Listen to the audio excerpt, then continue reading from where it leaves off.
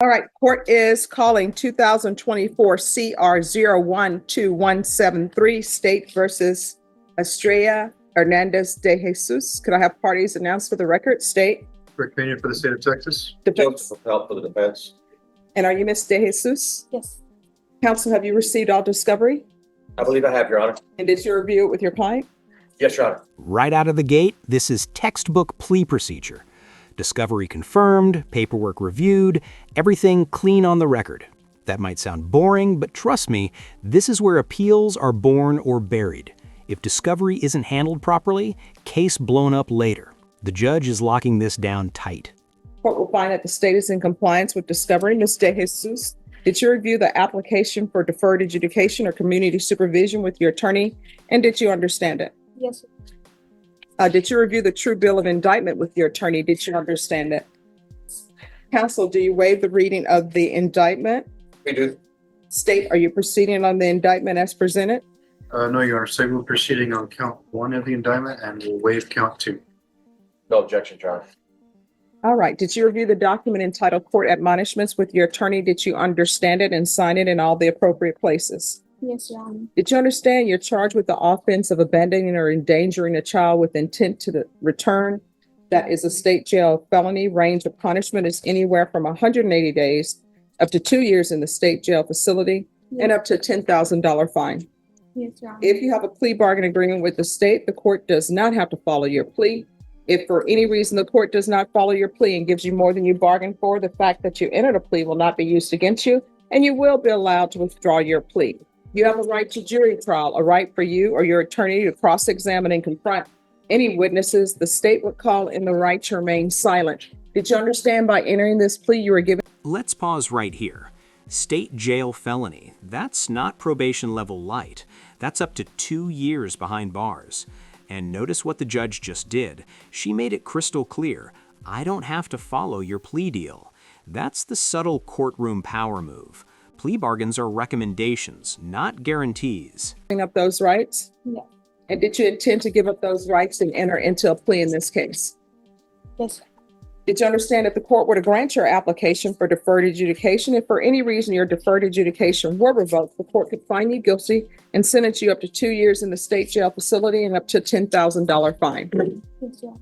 Counsel, has your client been able to provide you with any defenses? Yes, she has. Do you believe she has a rational as well as a factual understanding of the charges against her? She is, Your Honor. Do you believe she's currently competent and was legally sane at the time of the offense? I believe so. Has anyone threatened you, coerced you, or placed you in fear to get you to enter this plea? No, Your Honor. Anyone promised you anything other than the plea? No.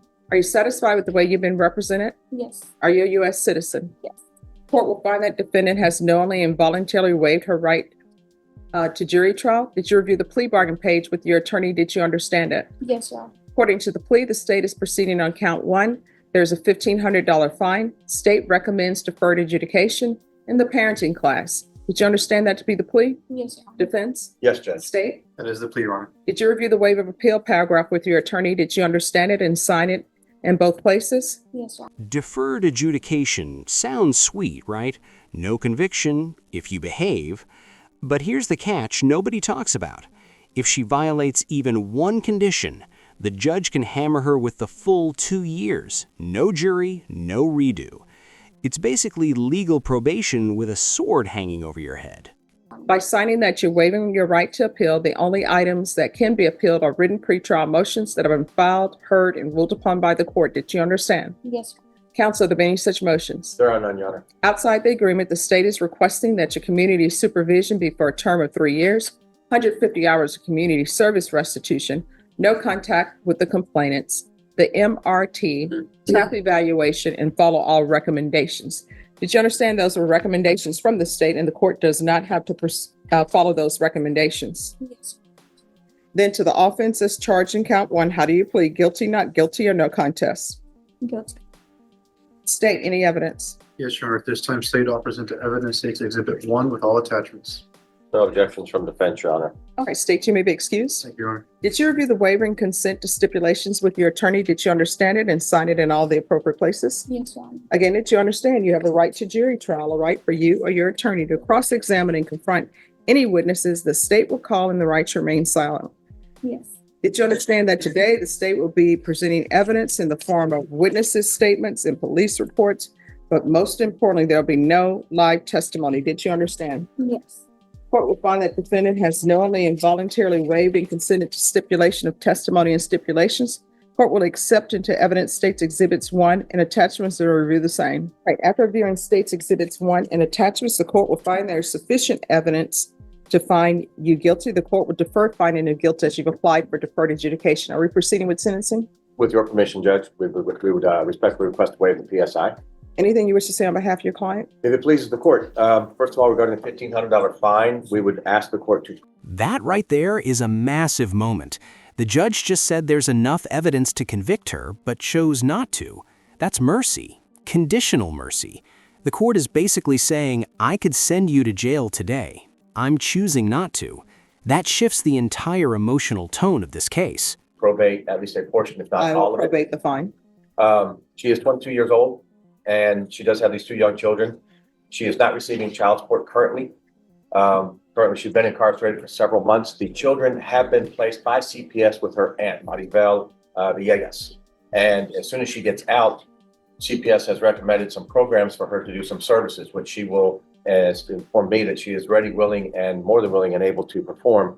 So we've just addressed the recommendation by the DA of no contact with the two complainants, which are her children. She would like to have at least no harmful and injurious contact or possibly some supervised contact, whatever CPS recommends based on her progress with respect to their plan that they have. She does have a plan for employment once she gets out. That'd be to immediately get with some temporary services and agencies until she can find steady, regular employment. Her last such employment was with Toyota 2 years ago. She had to leave that job because of the commitments she had with these two young children. She was unable to be at work all the time because she didn't have sufficient sitters for the children. Her aunt has stepped up, and that's who should be relying on once she gets out, Judge. All right. So here's my question for you. Why were you not at home with your children on this day? So what happened was I had a friend, she came to the house and she lived on the next block. She was going through it with her boyfriend. She wanted me to go help her pack her bag. She was scared that he Okay, now we move from paperwork to accountability. This is where judges stop sounding procedural and start sounding parental. When the bench starts asking why, it's no longer about legal boxes being checked. It's about judgment. And this answer better make sense. was gonna hit her. So it was supposed to be a quick So thing. here's my question. What were you planning on doing if her boyfriend were to show up? Well, he was there, so she was scared of. She was scared that he was gonna break everything in the house and hurt her. So I was trying to help her. Like she So felt how you safe. helped her was you left let me make sure my math is right. The offense date is 2024. Help you out, Your Honor. The children were 3 years old and 1 year old at the time. So you decided, let me go help my friend with her crazy boyfriend and leave children alone who can't even take care of themselves in a house by themselves. And it wasn't just for 2 minutes, because the child who could talk said that they were thirsty and hungry. So tell me, where does, what is his name? Where does Mr. Adrian Ruiz play into all of this? He was giving me a ride. He was down the street and he came with me.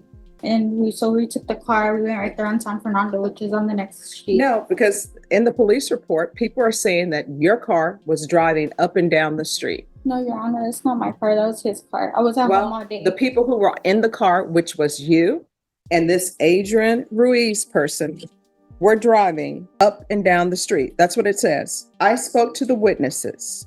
They stated they were outside in the yard having a barbecue. They stated they had seen the above listed car driving up and down the street all day, but had not seen anyone in the apartment or any adults around the apartment from at least 7 p.m. Witness stated the party had been outside since 7 p.m. Witness stated they were listening to music and he heard something that sounded like screaming, so he turned down the music. Witness stated that they heard loud banging and screaming and looked to